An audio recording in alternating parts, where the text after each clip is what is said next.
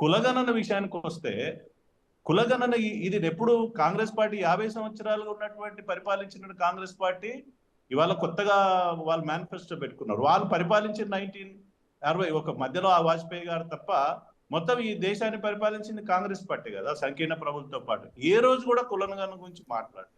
1935లో భారత స్వాతంత్రానికి కన్నా ముందు ఈ దేశంలో కులగణన జరిగింది, తర్వాత ఎన్నడూ జరగలే.